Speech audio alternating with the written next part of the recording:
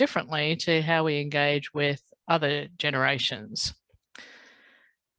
So why is this such a kind of a big topic of conversation? And there's a few observers out there who write regularly on demographics and the future. Bernard Salt is probably the most known out there, and he frequently writes about what's happening out in our society. So it gets a lot of attention because this is the first time in history that we have 6 generations of adults alive simultaneously. So, because people are living longer, and retiring later, they're around for a lot longer. We've seen in the last century, we've seen, lower marriage rates, we've seen higher divorce, we're having children later. We've seen the growth of non-Christian religions, increasing crime. Housing has become more expensive, and that's been a hot topic during this election campaign.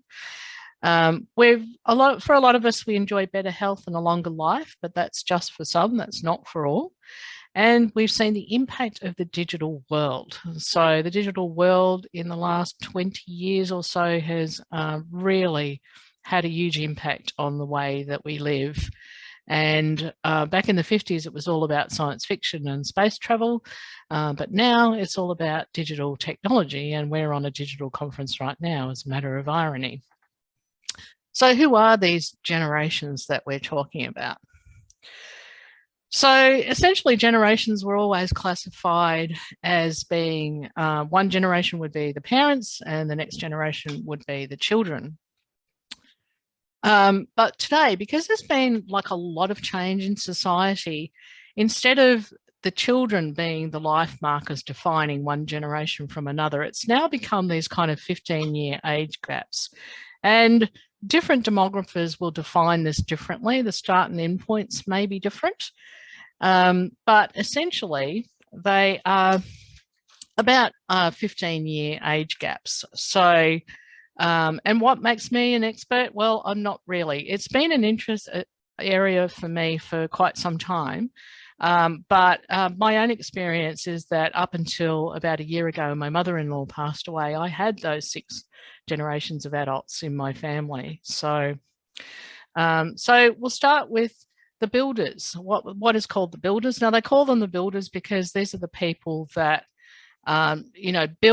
rebuilt the world after the Second World War. So, and they represent about 11% of the population currently. And, their characteristics, the characteristics that define the builders, I guess, are that, there were very clear and defined roles, especially in families between wives and husbands. There was little diversity. I guess people didn't travel the world like they do now. And this is a generation that had a war and a depression and then another war. So they crave security and structure and rules, and they're known, that they value reliability and stability as a measure of success. And their children were the boomers, and this is they call them the boomers because they define it as a baby boom post World War II. So people had, a lot of optimism. There was, good sort of economic. There was a lot of wealth. And so people were, having babies left, right and centre. So, when I was a kid, I'll confess I'm a boomer. So when I was a kid, I remember having, class sizes of 40 or 50 kids. There were just kids everywhere. It was just, yeah. And, there were 3, 4 children in families was common, even more sometimes, depending, depending on different cultures and religions, they had even larger families. And so these are known as the boomer generation. And so the boomer generation, their beliefs are, believing in that we kind of believe that hard work will be rewarded. It's sort of something that you can't really shake off.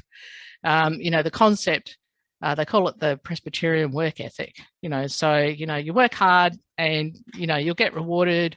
you'll be promoted, and then one day you can retire comfortably. So loyalty was a path to success at work. So it was about the job for life. But during the time of the boomers, as they grew into adults, we saw more women working, and we saw some family breakdowns. Not that the two were connected necessarily, but during their adult years, there was the women's movement. You know, where women got the vote.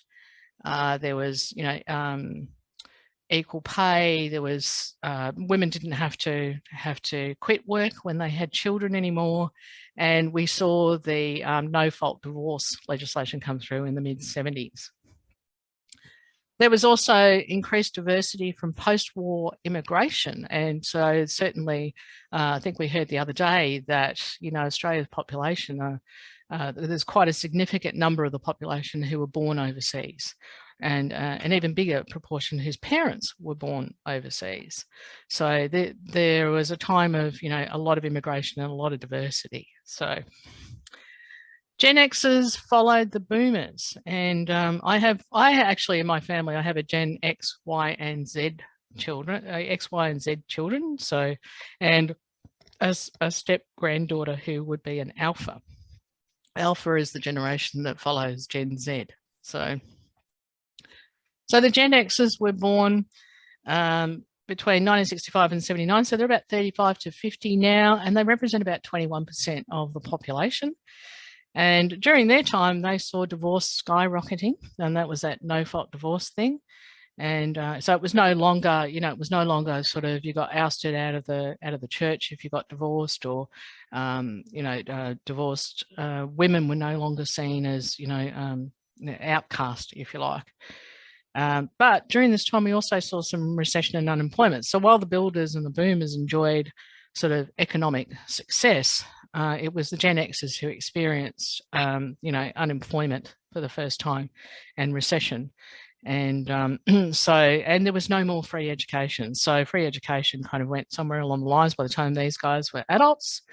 And that certainly happened to me, because I postponed going to university, and by the time I did get in, HECS came along, and yet my older brother and sister had enjoyed free university education. So that's Gen X. So Gen Y were born 1980s to the mid-1990s. They were about 20 to 35 now, and again, another 21% of the population. And they're characterised and often criticised, I guess, for their extreme consumerism and excess. So while the Gen Xers, you know, lived through recession and unemployment, things started to get better for Gen Y. So this was the generation who got used to the idea of 24/7 entertainment. So the TV stations no longer cut out at, you know, at 10 o'clock with the test pattern. And there was, you know, there was DVDs and CDs, and, you know, there was, you know, music on demand and things like that. So for this generation, the Gen Ys, friends became very important. And that is often attributed to family breakdowns. So where the Gen Ys would seek those sort of a family relationship with friends, you know, and there was even a TV show called that. They seem to have little concept of tough times, although you'd have to question that now, having lived through COVID, whether that may have changed some of their values.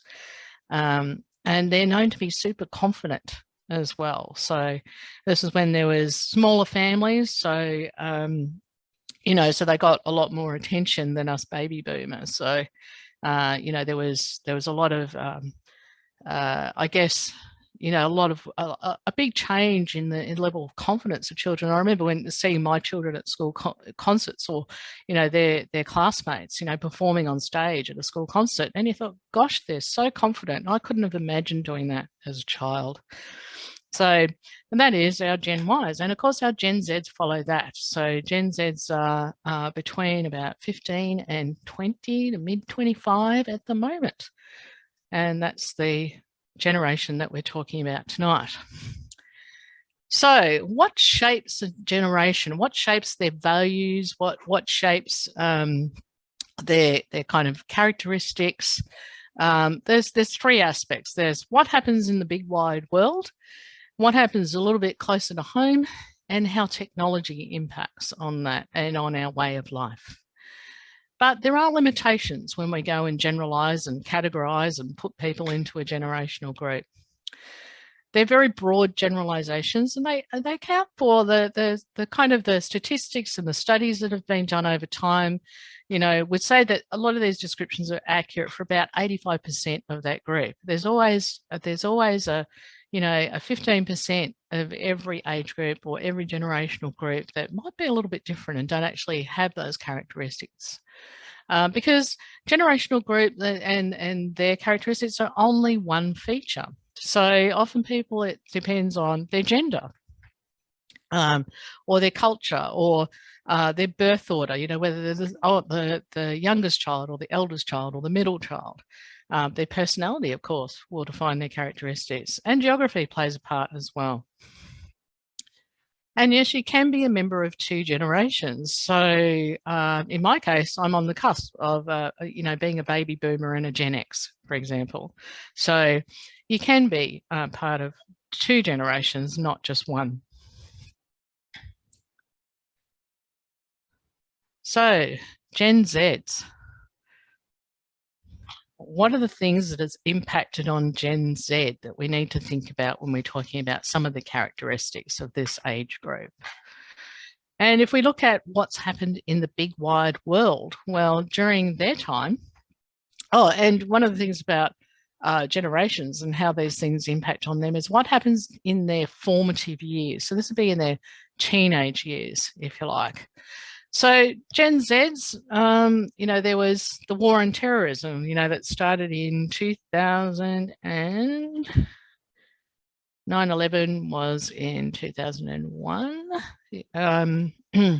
Yeah, there was the war on terrorism, and you know, that kind of brought global terror closer to home, and you know, so that came along. We've seen climate change and severe weather impacts, and in the session on the Great Barrier Reef, we'll see that how that has impacted on some of our natural treasures. There's also been COVID-19, of course. Like, no one could have possibly have expected that, but it has had a huge impact on the world. It's changed the way that we work.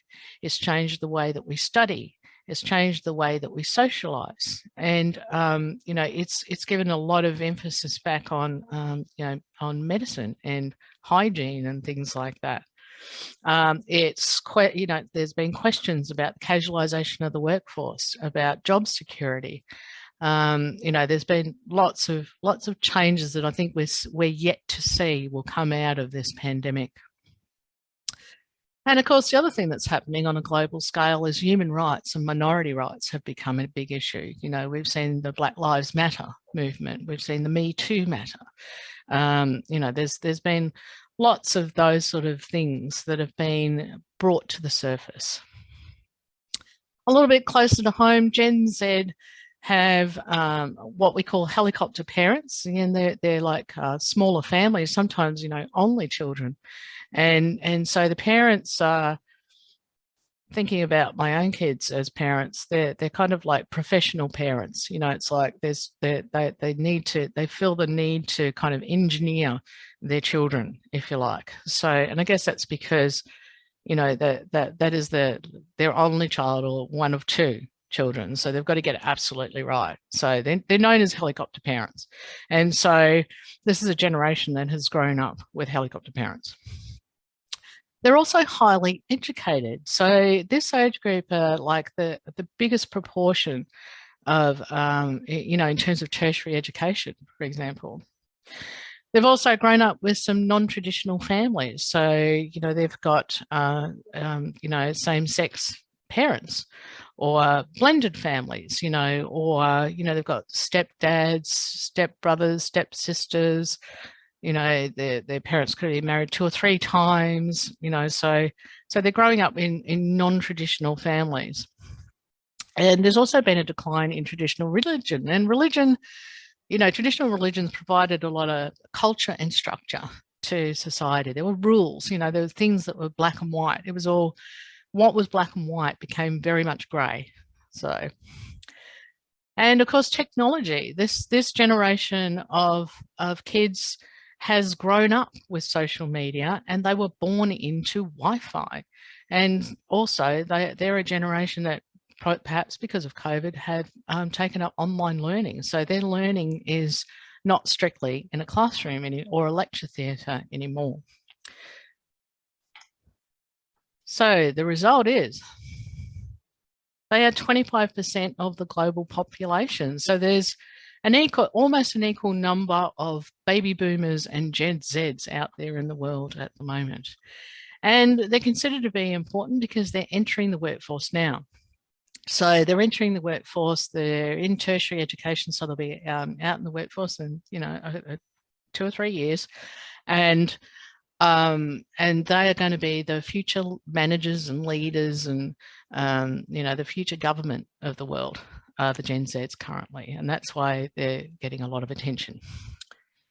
So what's said about them by observers is that they are the most tech-savvy generation because, of course, they're what we call digital natives. So digital natives are born into it, whereas for the other generations, like my generation, we had to learn this stuff. It wasn't there when we were kids. It came along. Gen X's, I think it came along when they were adults, and Gen Y's, it might have come along when they were in high school. But this group, they've been born into it. And I mean, you've only got to go anywhere now where you see small children and mum hands them an iPad or a phone. So not something that I would have done when I handed my child a $1,000 phone to play with. But yeah, so they are absolutely tech savvy. And they're very socially networked. We've got, Facebook and Twitter and Snapchat and I think we were talking about WeChat the other day. That's another one. But there's like social networks, so they're broadly connected through those social networks, and they're globally connected. So through the same networks, they'll have friends, overseas. They'll have friends that are different generations to them as well, but might have a shared interest. And they're also formally educated. So like I said, there's a high proportion of this generation are going to be tertiary educated. And so as a result, they will also work later in life. We'll see retirement age get pushed back further and further as healthcare gets better. And so they won't be necessarily retiring at 65. And I think the economic realities are that they possibly won't be able to, even though they would have paid super all of their lives. It's the less secure job for life thing, that is consistent now. And a lot of Gen Zs will perhaps change their profession at least 3 or 4 times. So they're not going to be, in a job for 20 or 25 years. So. I think we'll see we've seen the end of that. They'll also consume more. They'll travel more because of those global connections once the COVID thing's sort of done and dusted. And they're also very creative because they actually, because of the amount of time that they spend on social networks, on the internet, on the web, they have become very creative. So they create content all the time. Just a Facebook post. And I talk about Facebook, so I'm sure that our young'uns will correct me because I think not many of this generation actually use Facebook, but they'll create content, in their social media accounts and stuff. So they're a very creative generation. And they'll have more jobs in their lifetime, as I've already mentioned. And so characteristics of the Gen Z is diversity is a norm for them. So in their time, they've seen the first Black US president. We've seen the legalization of gay marriage.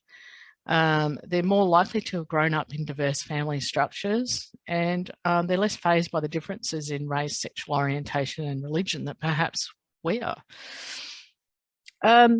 They're pragmatic and they crave stability. And this is an interesting concept, given that the builders are the same. So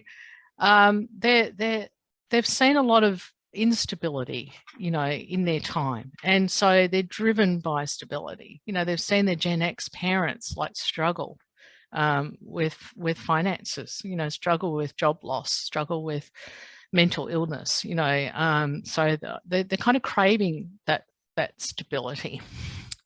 There's been mental health challenges for this generation too, and a lot of that they call it the effect of social media being the compare and despair.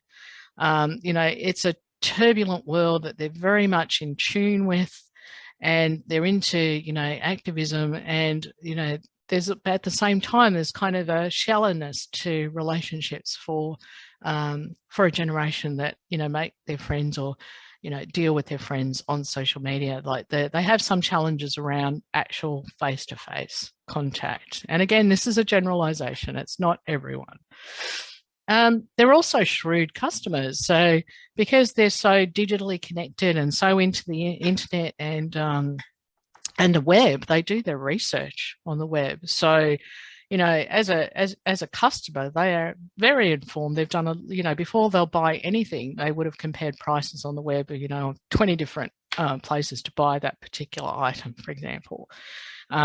They would prefer to hear from real life users rather than reviews, and they're not convinced by advertising. And that's interesting. And they also like personalization. So a lot of this is coming from some of my references, which I'll show at the end.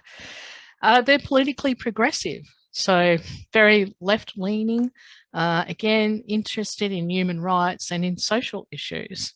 And they're very engaged and conscientious. A lot of them belong to minority groups. So, and they've also grown up in the wholly digital area, activists, and they're very creative. And they're sort of the characteristics that demographers generally agree could describe this generation. And what do they want? And that, I guess, that is the question for us. And we were talking about younger people and volunteering in our first session. So it's sort of what we believe they want is to make a difference. So purpose is really, really important. They'd also like to have work-life balance, and I think, wouldn't we all? So it's work and, you know, employment is one factor, but it's equally as important to have a life, you know, to have social interests, to have friends. So they're more balanced than perhaps us boomers were, where it was all about, you know, hard work will pay off and, you know, got to stick with it no matter what. They like to have something to believe in, and they like to belong. And the thing that is agreed that they want out of managers is leaders who are relatable and genuine, because remember, these are very savvy people we're talking about here that can see right through anything that's inauthentic. So they say the best way to reach Gen Z is through storytelling. They're used to getting information in very short bursts, but rather than having, you know, say a big long texty kind of information sent to them, they'd like a story, you know. So if you were recruiting Gen Z volunteers, you would maybe tell a story about, you know, what a JP does, or, you know, this is you know, from a real life kind of perspective, because they want to see that purpose coming through. They'd like an authentic connection. So it needs to be that human connection that happens, people interested in them, you know, and we need to match volunteering to their interests and to share the vision so that we can meet that purpose.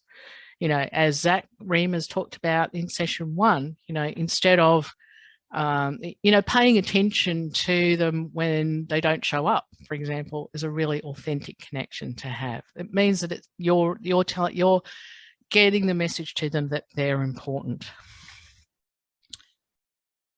And so, folks, in summary, Gen Z is the upcoming generation of leaders, and they're set to change the world, and the world needs changing. So over to our panel discussion. I'd just like to put my references up there. So, and I will share them if anyone is interested in some of those references and doing some more reading on that. So, over to the panel.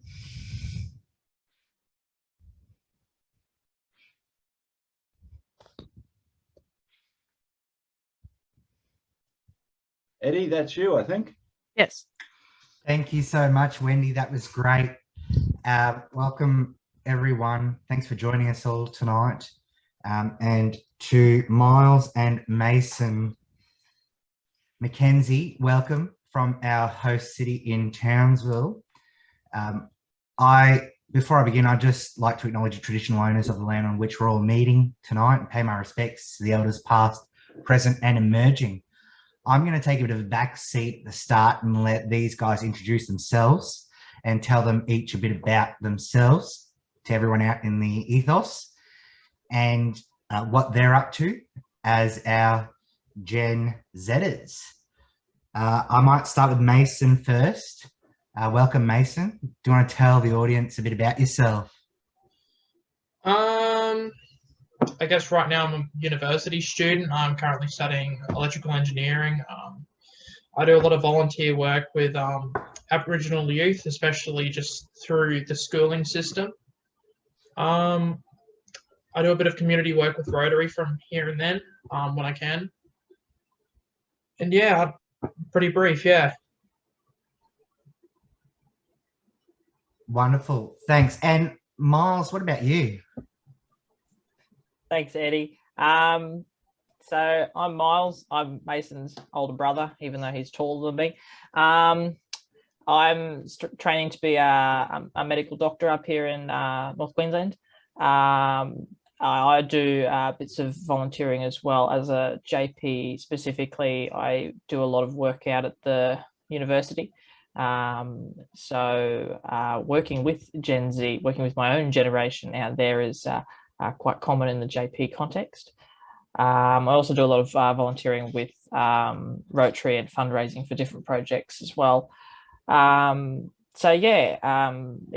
good to have a topic on Gen Z. As Wendy pointed out there quite interestingly, is they do make up quite a large sample of the population. They are finishing university studies all at the moment and entering the workforce, so we're going to see more of them. I should say me, because I'm one of them as well. So, but yes, it's a very valuable topic to talk about. Thank you so much, guys. I'm going to open up the floor for some questions, but I've got a few questions for you both. Mm-hmm. When you consider volunteering, what is it that you look for? Yeah, that's an awesome question, Eddie, and it was actually something I made a note here to touch on. Volunteering, from my experience and from my friends and colleagues' experience, it is about a purpose. It has to have a purpose to it. What is the volunteering itself achieving? And that's, I think, a very Gen Z attitude in a way, where we look at volunteering, our employment, everything we do. What is it that we're achieving here? Wendy spoke a bit about it before, that wants to make a difference in the world. It's a very sort of Gen Z attitude. And that's the first question that young people commonly ask when they're thinking about volunteering. For example, when I explain the role of Justice of a Peace to someone my own age, I emphasize how I'm assisting people more than I might to someone older. So I might talk about, how we're helping provide services to vulnerable communities, Aboriginal populations, lower socioeconomic populations who are going through complex times, and we're able to provide them that little bit of support in the way of helping them through with their documents, certified copies, stat decks, AHDs, all those sorts of things. So that's the sort of thing I would say if you're talking about volunteering in Gen Z, is emphasizing purpose and what their volunteering contributions will give back to the community. Thanks for that, Miles. How about you, Mason? Unfortunately, Miles has pretty much said everything. He's done a very good job there, but I think he's very correct in that we want to look for what we can achieve and what we can accomplish and how we can help people.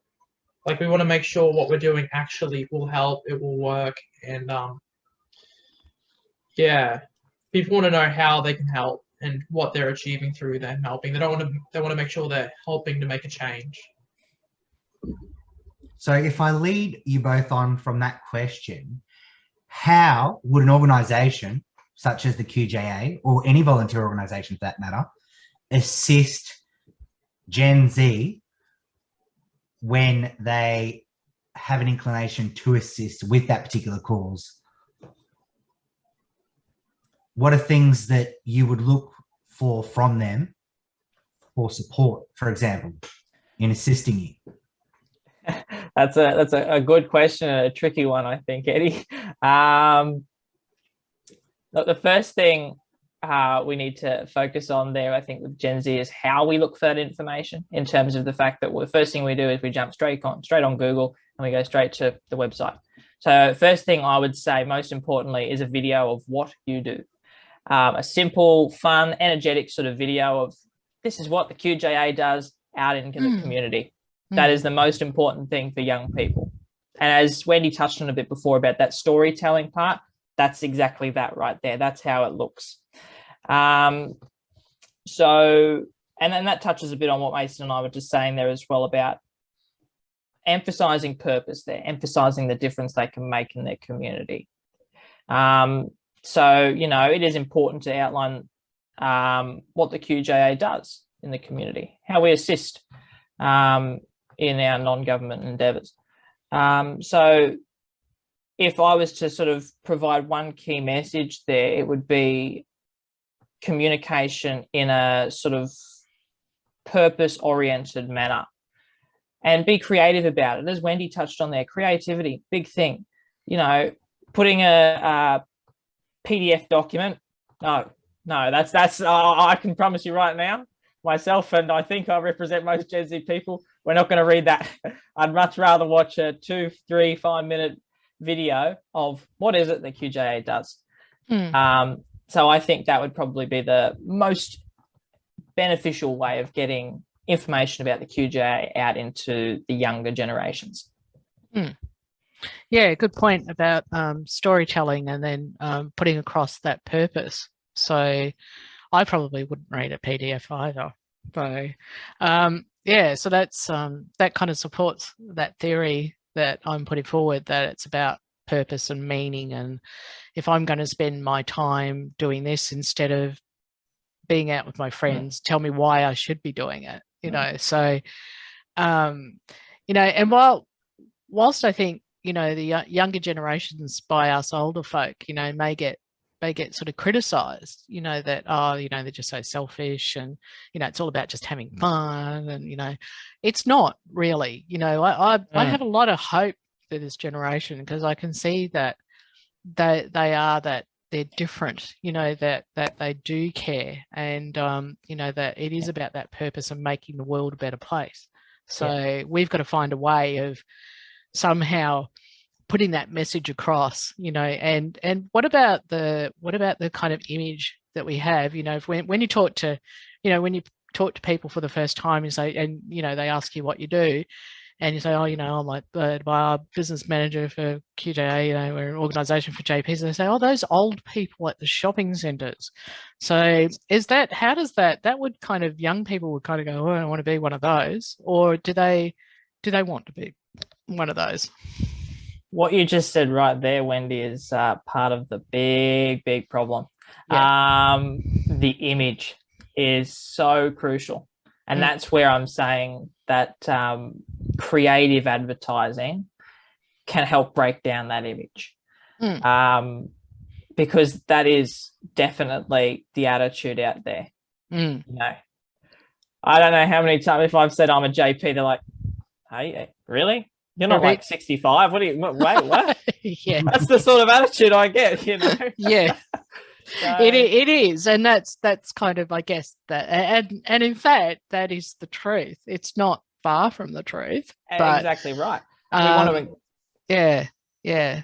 because, you know, people that are retired, you know, without family responsibilities have more time for volunteering. So, and, you know, if you're taking part of the JPs in the community program, which a lot of our members do and a lot of JPs do, they're highly visible. So we don't see the young JPs like yourself that are doing stuff at uni. You know, the public doesn't see that. You know, the students see that, but the public doesn't see that. So their only understanding of JPs is those people in the shopping centre. So, you know, as some people I've met have described as scary. So, you know, so we've got to get kind of past that because, you know, because we need younger people to keep that sustainable, you know. So, but yeah, it's that's a good point about, you know, storytelling and, you know, a video, perhaps, you know, what do they call them? Vlogs now, not blogs, but vlogs. You know, that I think it's probably, you know, is a good suggestion for us. So Mason, sorry. Sorry, Wendy. Mason, I've got a question for you. You mentioned before you volunteer with the Rotaries, you do stuff with the QJA, and you study. So you've obviously got friends. You know, as Gen Zers, you want to go out, you want to have time. When we're looking at the long-term volunteer commitments of Gen Z, right? How can, let's say, fixed hours? So if you were to, you know, volunteer an hour or 2 hours a week over a fixed period of time, how do you see that working into this lifestyle of fitting everything in nicely and still having time to do everything else that you do? Great question. I think me and among many other people of my generation, at first when we think about being a JP, like Miles said, you think of the 65-year-old, like that sort of thing. But then as I explain to them the work that we do and then highlight the sort of importance that we have and the effect on people's lives we have, they really want to know more. They want to learn more. So once they actually start to learn about it, they become more interested. And then when it's sort of like that and you have an interest in it, you're more willing to take time out of your day to do the work. And it's, you know, it can be fulfilling, like having that big of effect on a person, really helping them and making sure, you know, just everything runs smoothly and taking the time and care to fill out statutory declarations, like the forms. From my experience, just being there for my friends and that sort of thing, I'm okay with taking time out of my day if it's helping them out. So. Yeah, and we kind of talked about some of that at one of the other sessions. We were talking about empathy, and you know, that your clients bring you documents and there's a story behind it, and it can be a certified copy, which is like one of probably the simplest things that we do, but it can still be quite significant. So I guess that's the kind of messaging that we need to be putting forward too, that it is significant. It's for, you know, it's helping people through these like life stages and important milestones for them. Yeah, so that's great. So there is a couple of questions. There is. Yeah. I've got a few questions from the members that are here tonight, fellas. Do both of, and Alan Kusky is this asker. He says, do both of the Gen Z panelists see themselves as typical or atypical to their generation? Great question, Alan. Fairly typical, I would say. There's parts that are different, but I think the benefit of generalizing by generation, there's a lot of the points Wendy touched on. I think they differ for everyone within a generation. Like Mason and I are going to be different in areas of how we experience things, but they still form a core part of the way we were brought up, how we think, how we behave, because at the end of the day, it's a society as a whole. It's not specifically focused on individuals. But I think the biggest thing where we are very typical is in terms of that technological factor, in terms of the role technology plays in our lives. Like this magical thing here is basically the most important thing in our lives. And it's how we do everything. It's how we communicate. It's how we scan documents. It's how we do, you know, I can use it to perform ultrasounds with patients and anything and everything. So on a phone. Yeah, it's pretty cool. Wow. Yeah. It's I would say I see myself as fairly typical, perhaps a bit more thoughtful about how other generations have experienced things, and the fact that we can't just all of a sudden go and change to this new lifestyle for the whole world. That's not going to work, and I don't think that's appropriate neither. But I think talking about Gen Z should be more focused on including a focus on that within the QJA. So not rebranding the whole organization per se, but having, you know, simple things like a video on the website, simple things like that. You know, colorful music, bright, exuberant sort of things that attract younger people, you know. A definitive sort of slogan almost, if you can think of like that, where you're like, yeah, that's the purpose of the QJA, that I want to be a part of that. Where do I sign up, sort of thing. So in that regard, I would say I see myself as fairly typical. Yeah, perhaps more of the old soul somewhat, but yeah, not sure. What about Mason? Yeah, I'd like to say I'm atypical, but I'm sure my mates would disagree. Yeah, and also on the QJA thing Miles just mentioned, I think also they don't know that young people can be JPs. Like when I told my friends that, they honestly thought it was like an age-based thing, because it's very rare to see a young justice of the peace. So I think it's also good to highlight to them that you actually can be a part of this. It's not like it's locked out. It's not an elitist club. You can be a part of this. You can help your community if you so please. Yeah, good messaging. Actually, some of the well, they're not questions, they're comments. So our audience would like you two to make the video. Yes. You put your foot in it, boys. You put your foot in it tonight. On TikTok. Perhaps we need to run some TikTok videos and some Facebook reels and all sorts of things. That's absolutely. But it's, you know, we'd just be perpetuating the image if you know, if I did it, because I'm an old person. So, you know, in reality, we do need younger people to do that video. So we'll talk about that later, hey? So I think it's very worthwhile. Yeah. We're running a little bit over time, so we might wrap that up now, Eddie, if that's okay. I'd like to thank Miles and Mason for taking their Friday night out away from their study and their friends and their phones to talk to a bunch of old JPs. But no, thanks for having us. Yeah, it's been awesome. You're impressive young men, and you certainly, you know, confirm my faith in your generation. And I think we're going to have a better world thanks to you guys. I agree. Big expectations there. Big expectations. Oh yeah, no pressure. I'll do my best. No pressure at all. So so thank you for that discussion. That was awesome, and thank you to Eddie.